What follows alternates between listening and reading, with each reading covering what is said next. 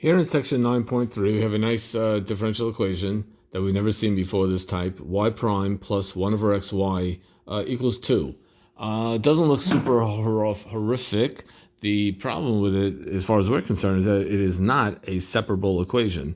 It is not a separable differential equation like we've done until now.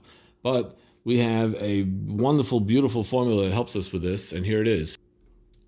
Whenever you have a differential equation of the form y prime plus p of x, meaning just any function of x, times y equals q of x, some other function of y, then we have something called the integrating factor method.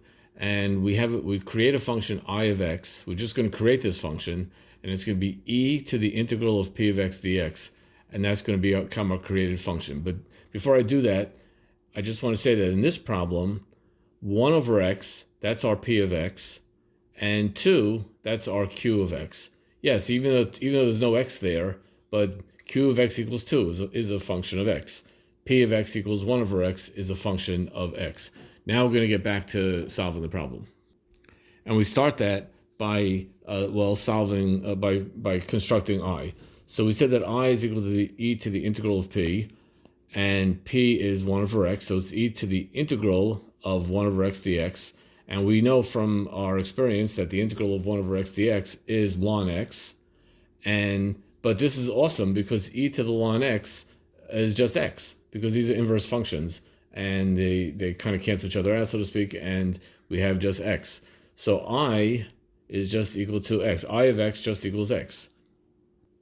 Now with the method, I of x is not the solution. It's just something that we're going to use to find the solution. We're going to take the entire equation and multiply everything on both sides by I of x. In this case, we're going to multiply it by x. So we multiply everything by I of x, which in this case is x, and that's going to give us xy prime plus y equals 2x. Now, you'll notice that xy prime plus y is the derivative of xy is xy parentheses prime.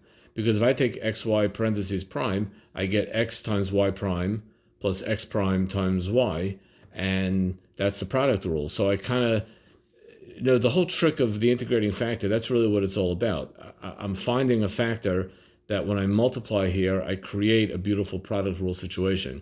And what's awesome about this is that now I can just integrate both sides, and I get that plain xy, because the integral of the derivative is just back to the function itself, plain xy is equal to the integral of 2x.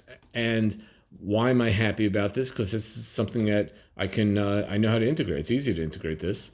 I get that plain xy is just equal to x squared plus c, because that's the integral of 2x is x squared plus c. Notice that up here I didn't bother writing the c, because we're not trying to get every general solution in the world for I. We're just trying to find an I that works. But here we do want to find the general solutions. So now the only thing left to do is to divide everything by x, to isolate y, and I have y is equal to x plus c over x, and that is awesome. If you would take this y, now c is just a random constant, if you take this y and plug it into the original equation, it will work, and that is amazing. But we also see a general concept here, that if you follow through what I did in this problem, it turns out that y is just going to equal 1 over I, because that's when I divided everything. Remember, I divided both sides by x, that's what I did here, times the integral of I cubed, because that q got multiplied by I when I multiplied everything by I, and then when I'm taking the integral of that new multiplied I times q.